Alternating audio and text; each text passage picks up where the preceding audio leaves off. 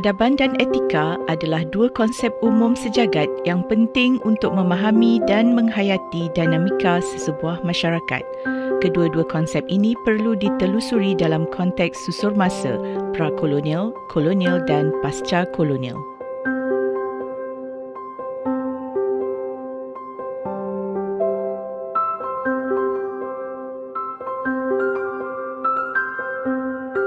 Istilah peradaban berasal daripada perkataan adab dalam bahasa Arab yang merujuk kepada tingkat kemajuan dalam kehidupan jasmani dan rohani sesuatu bangsa atau masyarakat, kesopanan, budi pekerti dan akhlak yang semuanya merujuk kepada sifat yang tinggi dan mulia.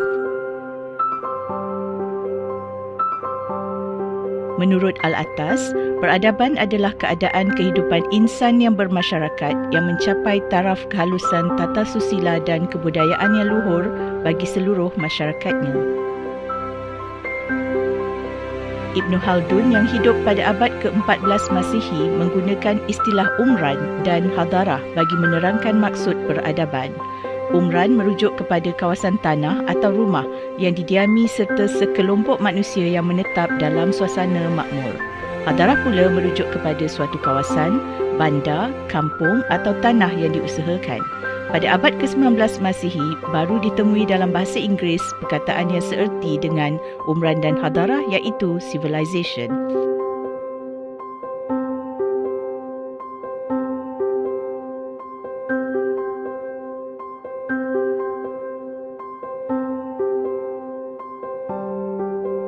Istilah civilization dapat dilihat hubungannya dengan kewarganegaraan kerana diambil daripada perkataan civis atau civitas dalam bahasa Latin yang berkaitan dengan bandar atau civil dalam bahasa Inggeris yang bermaksud seorang warga negara yang berkemajuan. Menurut Arnold Toynbee, civilization adalah pencapaian daripada hasil budi daya manusia yang mencakupi keseluruhan aspek kehidupan manusia sama ada secara fizikal ataupun bukan fizikal. Istilah peradaban, tamadun dan civilization dikaitkan dengan perkembangan kebudayaan manusia. Edward Taylor berpandangan bahawa perkataan culture atau civilization merangkumi suatu keseluruhan yang kompleks meliputi pengetahuan, kepercayaan, kesenian, moral, undang-undang, adat istiadat dan elemen yang dicapai oleh seseorang sebagai anggota masyarakat.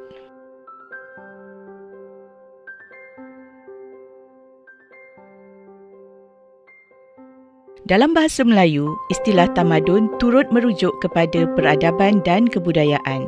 Berkongsi makna kebudayaan tinggi, istilah peradaban lebih bersifat pemikiran manakala tamadun lebih bersifat sejarah dan pembangunan fizikal.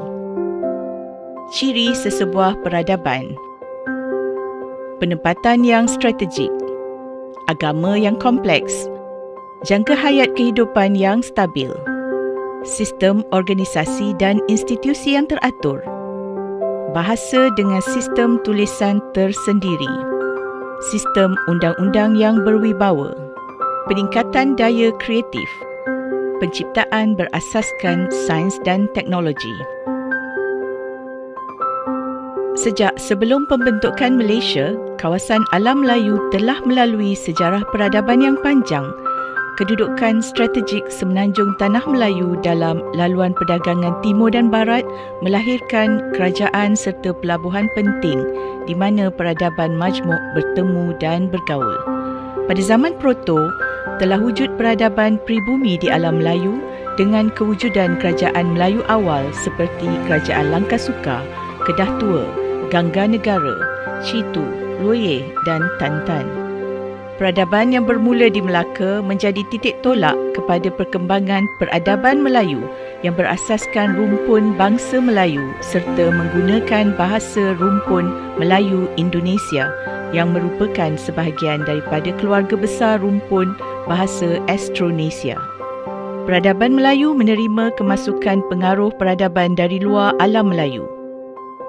Kedatangan pedagang asing dan pendakwah agama seperti dari Timur Tengah, China dan India telah membuka ruang interaksi dan pertembungan peradaban rentas benua. Adaptasi dan penyesuaian dengan pengaruh luar, terutamanya dari Timur Tengah, telah memperkukuh dan memperkayakan lagi peradaban Melayu sehingga membentuk peradaban Melayu Islam. Pengaruh peradaban dari Barat bermula dengan kedatangan kuasa kolonial ke alam Melayu. Peradaban Barat membawa pengaruh ke dalam sistem kehidupan sosial, ekonomi dan juga politik serta struktur pentadbiran dan pemerintahan negara. Interaksi peradaban yang berlaku telah memberikan kesan kepada masyarakat di alam Melayu daripada pelbagai aspek termasuklah institusi pentadbiran, undang-undang, bahasa, kesusasteraan, kesenian, kepercayaan dan adat istiadat. Setelah kemerdekaan, peradaban di Malaysia banyak mewarisi pengaruh Inggeris yang berteraskan ideologi materialisme, positivisme dan individualisme. Interaksi peradaban yang berlaku telah memberikan kesan kepada masyarakat di alam Melayu daripada pelbagai aspek termasuklah institusi pentadbiran, undang-undang, bahasa, kesusasteraan, kesenian, kepercayaan dan adat istiadat. Gelombang globalisasi telah memungkinkan berlaku interaksi dan jaringan peradaban merentasi benua dan sempadan negara.